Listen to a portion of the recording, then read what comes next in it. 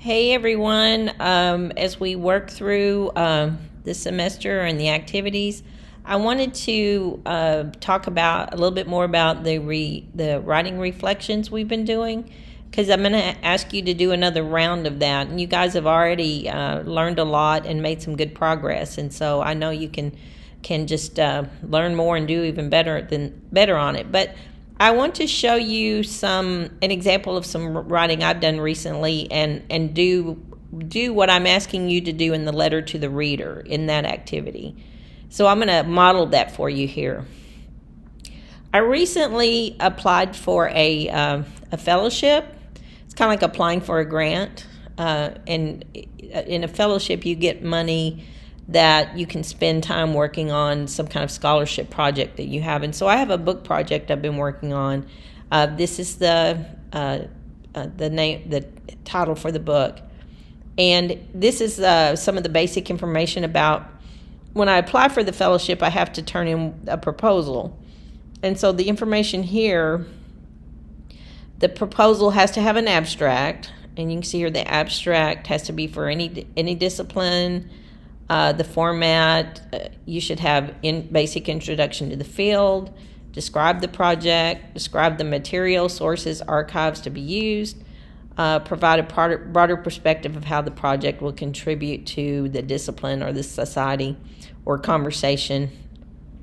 The body of the proposal should describe the project, explain the significance of the topic, put the work in context of your discipline, indicate how the project would contribute to your discipline, be clear about the theory and methodology, cite the work of others if relevant, indicate the status of any project already begun and any data already collected. So that's what I'm trying to do, and that's the basic information about what's required. So I want to show you this. This is a draft, an earlier draft that I was working on, and I was getting feedback on my proposal at this point. And I'm just going to kind of scan through this. If you want to read it more specifically, you can stop the video, but I'm going to talk more about the sections. So you can see here I'm required to have an abstract. So here's my abstract. And then I start the project proposal. And I just wanted to point out to you the organization. So I've got, first let me set the scene. This is my specific example I give of something that some data that I gathered when I was doing my observations. See, I talk about two plantations, two specific plantations. And then here I'm talking about how my work fits into the larger discussion. My area of scholarship, visual rhetoric. I give some information describing that.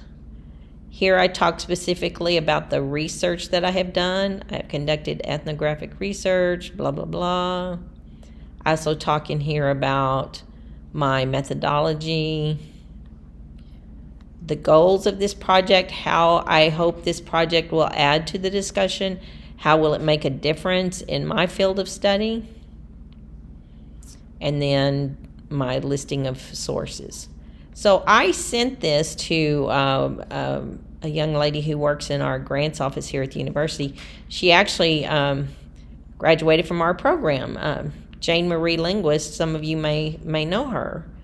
And she was very nice and gave me some very valuable feedback. So I want to show you her feedback and how that helped me and how I used that in my revision of my proposal. So you can see here, I'm going to go over what she asked me, the feedback she gave me as a reader. So it says here, indicate the status of any project and any data already collected. And she says, it was unclear to me where you are in this project and how this fellowship meets your needs beyond time to complete it. Have you collected all of your data and you're in the stages of writing? Are you still conducting research? So that was something I added when I went in and did my revisions. Now, and then she says here, she really helped me with where I was putting things, my organization. And she says here, a more in-depth look at how this fellowship will advance and support your research may be most effective at the end. So see, on the project proposal, I've got it at the beginning, and she's thinking it should be at the end. And consider expanding on how this fellowship will support you beyond time to complete your research. Why this fellowship? How will Harvard's research be of use to you? How does engaging with scholars in different fields enhance your work? Okay, and then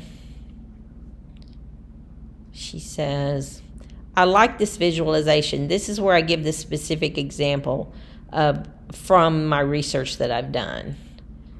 She says, but I feel that it can be condensed to allow for expansion on key points in the proposal, significance, methods, contributions. It adds an impactful image of how historical spaces represent oppression entirely differently, but it can overshadow the structure of your research and how this fellowship will support you. So she's giving me great feedback here, because she's saying, while this example is really impactful, it may still kind of take away from what the proposal readers really need to know about my research and how the fellowship will support my research. Okay, here she says, I'm confused on how this fits into your monograph. The comparison of Auschwitz-Birkenau and U.S. plantations is central, but it's not clear to me if this is a common thread in your project as well. So she's giving me that, she's telling me where things are writer-based. And she's given me some good idea of how to make them reader-based. Though I wonder how the location, culture, and response to atrocity impacts victim representation in memorials. This is just a thought and curiosity, not necessarily feedback. Let's see, where's this at? Okay. Let's see.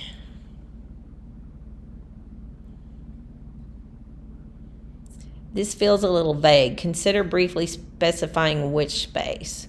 See, enslavement within that space. So see, as a reader, she's not completely clear on that. So that gives me a good idea of that's a place where I need to explain more. What do you mean by findings? I'm not sure if this is a book, article, so I put the title in italics. And see, that was just kind of a generic thing that I hadn't thought about yet, because she was right. And that was definitely something I went in and changed. I feel this could be more effective later on in the proposal, where you can expand more on your theory. Let's see.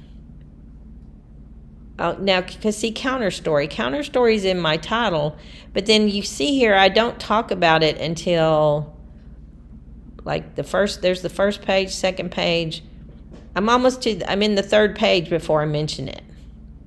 So, the beginning of this paragraph reads more introductory, so you can even expand on why we would focus on plantation memorial spaces. Let's see how. She's asking how, let's see, consider expanding on this quote. She asked me about space. She needs some explanation there. Well, that's more of a generic kind of thing. Okay, so you can see, let me see if there were any other major ones. Oh, consider rewording this sentence. So she had a sentence here that kind of was hard for her to follow. Okay, see, she says here, I believe this is the first time that counter story is defined. This may be more effective at the beginning. You know, if that's in my title to my book and I don't have it, I don't say anything about it till almost to the end. So,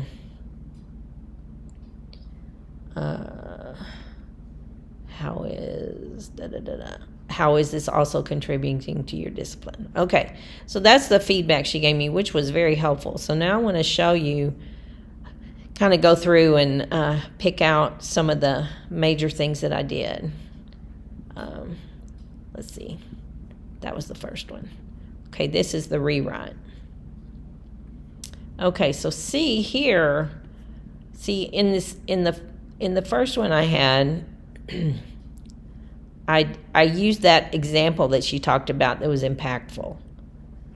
But like she said, that sort of overshadows everything. So here in my rewrite, I actually start giving an idea of what my discipline is about, because visual rhetoric's not a common area. So I have to be even a little bit more clear when I, do this kind of a activity. And then I spoke specifically about what I'm doing. Monograph's another name for a book, in case you don't know that fancy word. So I put this monograph focuses on plantation memorial spaces. So right at the beginning, I talk about, what I'm doing. And then see, here's counter story. So I moved that part all the way up here to the beginning. And then I even changed when I got here to where I talk about the specific example. I say, now let's visit some examples of the scene of design, because by this point I've given the reader much more context about what I'm talking about, what I'm trying to do, why I'm giving this example. So then I've got the example. And then I did go through, I'm not sure if I can find it all, but I did go through and I put more about what I have actually done with the work I've conducted already. And then I had this at the beginning, being accepted to the fellowship would allow me time, blah, blah, blah. And I moved that to the end. So that's kind of like just a finishing off idea. So the feedback she gave me was very useful, especially in terms of organization and then some areas where I needed to say a little bit more. So anyway, that's one version of me doing reflection on a recent writing project that I did. So I'm hoping that, me modeling kind of, my experience maybe will help you as you learn more about doing reflection and getting better at it. So thank you very much. And if you saw anything and want to give me feedback on my project, please, I'm open to hearing from everyone. Thanks a bunch.